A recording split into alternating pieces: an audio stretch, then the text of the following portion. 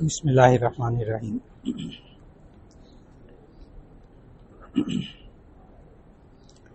بسم اللہ الرحمن الرحیم۔ جی آواز دیکھیے۔ بسم اللہ الرحمن الرحیم۔ بسم اللہ الرحمن الرحیم۔ یہ ایک صاحب نے سوال کیا ہے کہ زمین خریدنے کے لیے کسی کو پیسے دے رکھے تھے، ابھی تک سودا نہیں ہوا، کیا ان پیسوں پر زکوٰۃ ہوگی؟ سوال میں دہرا دیتا ہوں، یہ بہت ہی اہم سوال ہے کہ اگر زمین خریدنے کے لیے کسی کو پیسے دے رکھے تھے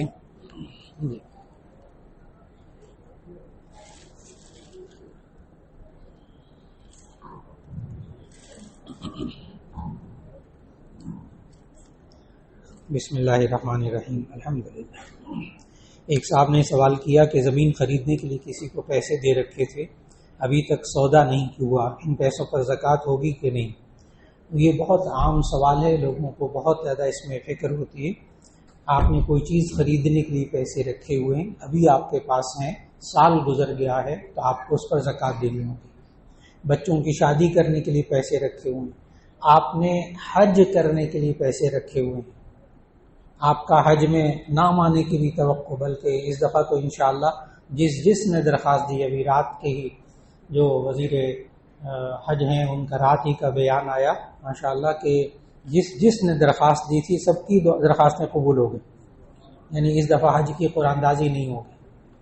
تو الحمدللہ اب اس نے حج کے لیے پیسے رکھے ہوئے ہیں، یکم رمضان آ گئے، اس پر زکوٰۃ فرض ہونے کا دن آ گیا، زکوٰۃ ادا کرنی ہے، حساب کرنا ہے، یہ حج کے لیے بھی جو پیسے رکھے ہوں گے نا اس پر بھی زکوٰۃ ادا کرے گا، یعنی جو پیسے اس کے پاس نقد رکھے ہوئے ہیں اس پر زکوٰۃ ہو جائے گی۔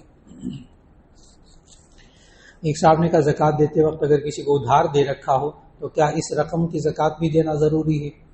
یعنی آپ نے یکم رمضان کو حساب کر رہے ہیں، آپ نے کسی کو ادھار رقم دی ہوئی ہے، قرض دیا ہوا ہے، یعنی اس نے آپ کا پیسہ دینا ہے، کیا اس پیسے پر بھی زکوٰۃ ہوگی؟ تو اس کا جواب ذہن میں رکھنا چاہیے، اگر آپ کو توقع ہو، امید ہو کہ یہ واپس کر دے گا تو آپ کو زکوٰۃ دے دینی چاہیے، اور اگر آپ زکوٰۃ نہیں دیں گے تو جب وہ بندہ پیسے واپس کرے گا 1 سال بعد، 2 سال بعد، 10 سال بعد، تو آپ کو پچھلے سارے سالوں کی زکوٰۃ دینی پڑے گی۔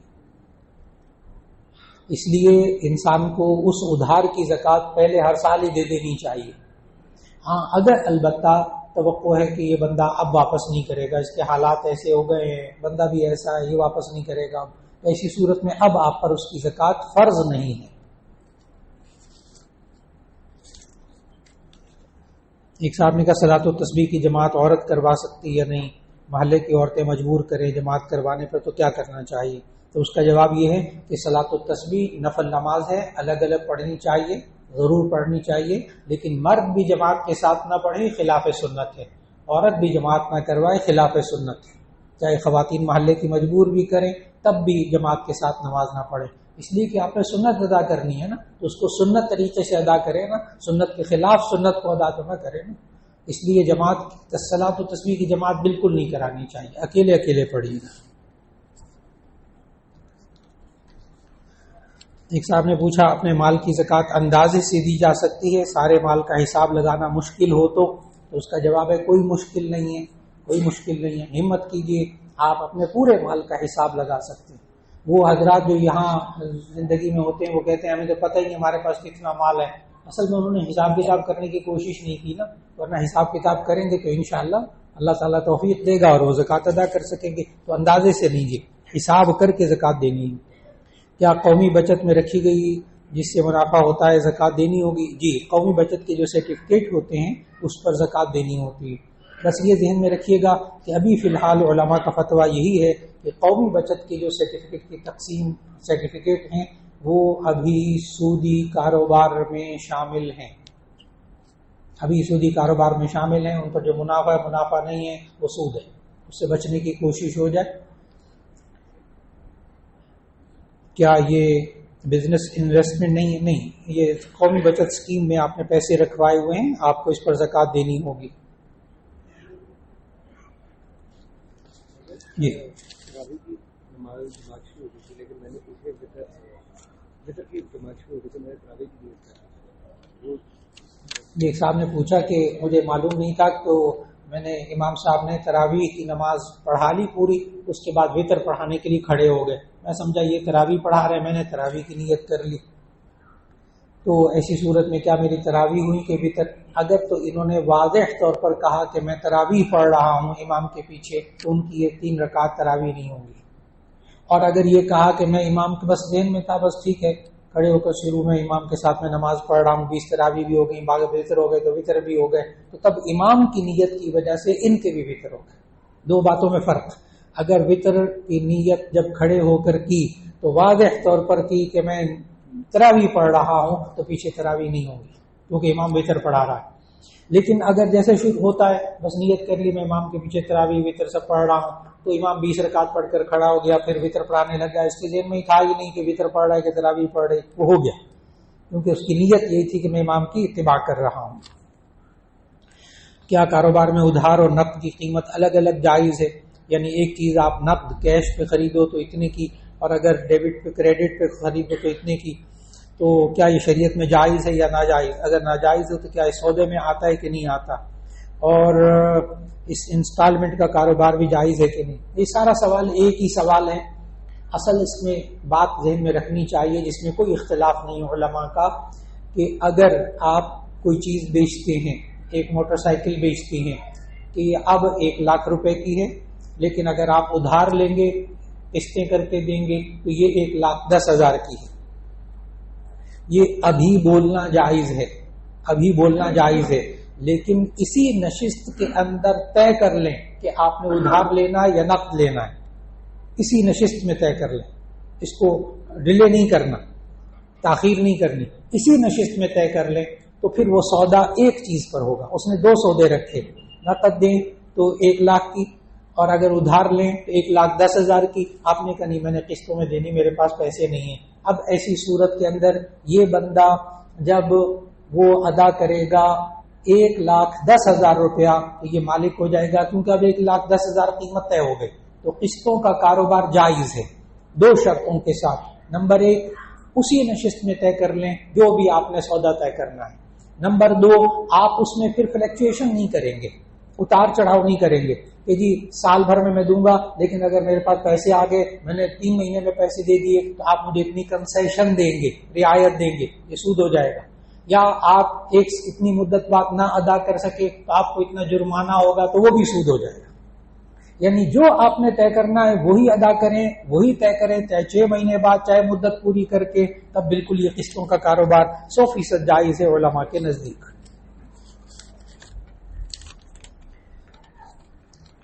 ایک صاحب نے کہا کہ ایک جگہ ملازمت کر رہا تھا، وہاں انہوں نے مجھے گھر خریدنے کے لیے 70 لاکھ روپیہ قرض حسنہ دیے تھے، میں نے گھر خریدا اور میں تھوڑے تھوڑے پیسے ادا کر رہا ہوں، جو کہ اب تقریباً 63 لاکھ روپیہ بنتا ہے۔ اب میرا وہاں سے چھٹی ہو گئی، میں رکشہ چلاتا ہوں فلاں فلاں، اب سوال یہ ہے کہ میرے پاس ایک پلاٹ ہے، وہ میں نے 20 لاکھ میں فروخت کیا، اب گھر کا جو ہے نا مرمت کرانا چاہتا ہوں فلاں فلاں، آگے پورا سوال کر کے کہتے ہیں کیا مجھ پر 20 لاکھ کا زکوٰۃ دینا فرض ہے کہ نہیں؟ اس کا آسان ترین جواب، سارے سوال کا جواب، جو آپ نے پلاٹ لیا ہے گھر کے لیے، چاہے لاکھوں روپے کا ہے، کروڑوں روپے کا ہے، سال گزرنے کے بعد اس پر 1 روپیہ بھی زکوٰۃ فرض نہیں ہوتی۔ جو آپ کے پاس نقد پڑا ہوا ہے اس پر زکوٰۃ فرض ہوگی۔ جو آپ نے کسی کا ادھار دینا ہے، قرض دینا ہے، 20 لاکھ روپیہ قرض دینا ہے، اب یہ آپ کے مال میں سے 20 لاکھ روپیہ نکال کر باقی کی زکوٰۃ دے دیں گے۔ بہت آسان جواب۔ رہائشی پلاٹ پر زکوٰۃ بالکل نہیں، نقد روپیہ موجود ہے اس پر زکوٰۃ دیجیے۔ کوئی آپ نے ادھار دینا ہے، قرض دینا ہے کسی کا، اتنا موجودہ رقم میں سے نکال کر آپ باقی کی زکوٰۃ دے دیجیے۔ جواب بہت آسانی سے مکمل ہوا الحمدللہ۔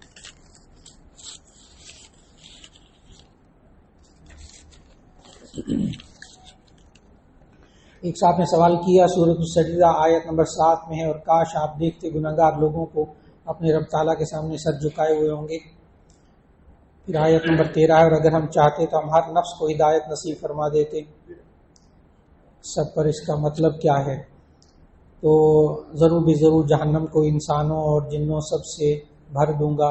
اس کا مطلب کیا؟ دیکھ سورہ سجدہ کی نا اصل میں آیت نمبر 17 اور آیت نمبر 13 ان میں جو اللہ تعالیٰ نے باتیں بتائی ہیں وہ یہ ہے کہ اللہ ایک طرف تو کہتا ہے میں جس کو چاہوں ہدایت دوں اور جس کو چاہوں ہدایت نہ دوں. یہ سمجھ میں آ گئے. تو جو جس کو ہدایت نہیں ملی وہ کہ میرے لیے اللہ نے چاہا ہی نہیں ہے تو میرے کوتاہی کیا ہے؟ اللہ نے میرے لیے چاہی نہیں ہدایت. اس کا جواب غور سے سنیے گا. جو بندہ ہدایت چاہتا ہے اللہ اس کے لیے لازماً ہدایت چاہتا ہے اور جو چاہتا ہی نہیں ہے اللہ دیتا ہی نہیں. تو اللہ نے اگر ہدایت نہیں دی نا اس کے پیچھے کیا ہے؟ اس نے مانگی نہیں, یہ چاہتا ہی نہیں. اس میں اللہ کا قصور نہیں, بندے کا قصور. بندے کا قصور. یہ ہدایت چاہے گا اللہ ضرور دے گا. یہ ہو ہی نہیں سکتا ایک بندہ ہدایت کے راستے پر چلے, ہدایت مانگے, ہدایت چاہے اور اللہ کہے جا میں نے ہدایت نہیں دینی. ان اللہ لا یظلم الناس شیئا, اللہ کبھی کسی بندے پر ظلم نہیں کرتا, کبھی نہیں کرتا. ظلم ہے یہ تو نا, اللہ ظلم نہیں کرتا. اچھا ایک صاحب نے کہا کہ جو انسان 5 وقت نماز پڑھتا ہے اللہ تعالیٰ اس کا گھر جنت میں بنا دے گا. جی ہاں بالکل بالکل, اس پر ایمان رکھیے گا انشاءاللہ. سورۃ النساء کی آیت نمبر 93 میں مومن کے قاتل کی توبہ قبول نہیں ہوتی ہے یا نہیں؟ وہ ہے من قتل مؤمنا متعمدا. آیت جو ہے وہ یہ ہے من قتل متعمدا فجزاؤہ جہنم خالدا فیہا وغضب اللہ علیہ ولعنہ واعد له عذابا عظیما. جو بندہ جان بوجھ کر کسی مومن کو قتل کرتا ہے وہ ہمیشہ ہمیشہ جہنم میں رہے گا.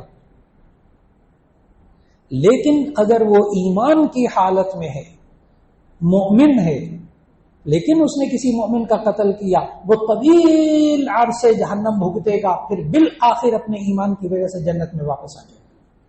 لیکن اگر مومن نہیں ہے تو بس پھر ایسی صورت میں وہ واپس نہیں آئے گا جنت میں. ایک صاحب نے سوال کیا رمضان آتے ہیں تو ٹی وی میں حضرت یوسف علیہ السلام کی مووی لگا دیتے ہیں, گھر والے سب دیکھتے ہیں. تو یاد رکھ لیجیے گا یہ جو موویز ہیں نا پیغمبروں پر بنی ہوئی, بعض لوگ مجھے بھی بڑی تلقین کرتے ہیں. بعض لوگ ہوتے ہیں نا بیچارے محبت کرتے ہیں, تو وہ کہتے ہیں مولانا اگر آپ 10 کمانڈ دیکھ لینا ایک دفعہ, موسیٰ علیہ السلام کے اوپر بنی ہوئی فلم دیکھ لینا مولانا, آپ کو وہ معلومات حاصل ہوں گی جو آپ نے ساری زندگی کبھی نہیں آپ کو ہی ہوں گی. آپ کا مطالعہ پیچھے رہ جائے گا اور وہ فلم آگے نکل جائے گی. اسی طرح یوسف علیہ السلام کے بارے میں مجھے بڑے مولانا آپ کا نام بھی یوسف ہے, اگر آپ یوسف علیہ السلام پر بنی ہوئی فلم دیکھ لینا ایک دفعہ, آپ کی وہ معلومات میں اضافہ ہوگا. اور واقعی ہوتا ہے, واقعی ہوتا ہے. تو وہ جب صاحب مجھے کہنے لگے, بڑے قابل آدمی ماشاء اللہ وہ جو کہنے والے تھے, بڑے قابل آدمی, تو میں نے ان سے ایک سوال کیا, اب ذرا غور سے سنیے گا وہ سوال. میں نے ان سے سوال کیا, میں نے کہا یوسف علیہ السلام پر فلم جو بنی آپ نے دیکھی؟ کہنے لگے جی دیکھی. میں نے کہا موسیٰ علیہ السلام پہ جو فلم بنی وہ آپ نے دیکھی؟ کہنے لگے دیکھی. میں نے کہا کہ فلم دیکھنا, غور سے سوال سننا ہے. میں نے کہا فلم دیکھنے سے پہلے جو موسیٰ علیہ السلام کا تقدس آپ کے ذہن میں تھا, یوسف علیہ السلام کی پاکیزگی اور جو تقدس آپ کے ذہن میں تھا, وہ فلم دیکھنے کے بعد تقدس آپ کے دل میں باقی رہا کہ نہیں رہا؟ کہنے لگے نہیں رہا. میں نے کہا یہی کامیابی تھی اس فلم بنانے والے کی, اور آپ کے اندر سے ایمان کو نکالنا چاہتا تھا.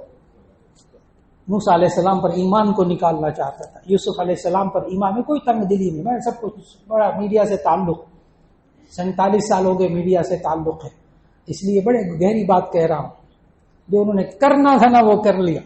وہ ہے آپ کے اندر سے ایمان نکالنا, دیکھنے والے کے اندر سے موسیٰ پر ایمان کو نکال دینا. یوسف علیہ السلام پر جو ایمان ہے, ان کا تقدس, ان کی پاکیزگی, قرآن تو پاکیزگی بیان کر کر کے تھک گیا یوسف علیہ السلام کی, اور وہ فلم والا کامیاب ہو گیا. اوہ اچھا یوسف علیہ السلام بھی ایسے ہی تھے, کام ہو گیا. اور جب تقدس نکل جائے بس مارنا ہے, وہ کہتے ہیں نا محاورہ, مارنا ہے تو جڑ پہ مارو, شاخیں خود بخود گر جائیں گی. ان کے ایمان پر ڈاکہ ڈالو, اندر سے سب برابر ہو جائے گا. بس جو مرضی کرنا. اذا فاتک الحیاء فافعل ما شئت. جب ایمان اندر نہ رہے, حیا اندر نہ, پھر جو مرضی کرے. اس لیے وہ ان کا سارا مشن یہ ہے, مارنا ہے تو جڑ پہ مارو, شاخیں ختم ہو جائیں گی. نبی کا تقدس ان کے اندر سے ختم کرو, قرآن کو جلاؤ, اس کا تقدس ختم کرو, فلاں کرو, ان کا تقدس ختم کرو. جس چیز کا تقدس ان کے ذہنوں میں نا وہ ختم کرو, بس باقی جو مرضی کروا لو ان مسلمانوں سے.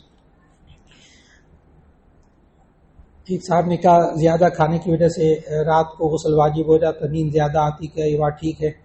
تو ذہن میں رکھیے گا، آپ افطاری کرتے ہیں، افطاری کرتے ہیں، کھانا کھاتے ہیں، اپنی طبیعت کے مطابق کھائیں، بالفرض غسل واجب ہو جائے روزے کے اندر تو اس سے روزہ نہیں ٹوٹتا، خود بخود واجب ہو جائے تو بالکل روزہ نہیں ٹوٹتا، اور نہا دھو کر انسان عبادت ادا کرے۔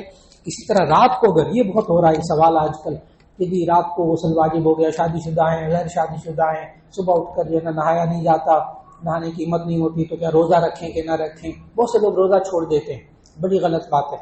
ناپاکی کی حالت میں کھانا نہیں کھانا چاہیے، افضل یہ ہے، لیکن اگر کھائیں تو جائز ہے۔ اس لیے اگر ناپاکی کی حالت میں سحری کھا لیں جائز ہے، پھر سو گیا، نماز بھی نہیں پڑھی، صبح اٹھ کے جناب اٹھ کے وہ نہایا دھویا تو فجر کی نماز قضا پڑھی، روزہ اس کا ہو گیا۔ اگرچہ ایسا نہیں کرنا چاہیے، مناسب نہیں، لیکن روزہ ہو گیا تو روزہ نہیں چھوڑنا چاہیے اس کی وجہ سے۔ ایک صاحب نے کہا لوگوں نے گھروں میں جانور پالے ہوتے ہیں، بلی کتے وغیرہ، کتے نہیں، یہ کتا تو جائز نہیں، اچھا صرف شکار کے لیے، رکھوالی کے لیے جائز، اور فیشنی کتا پالنا وہ جائز نہیں۔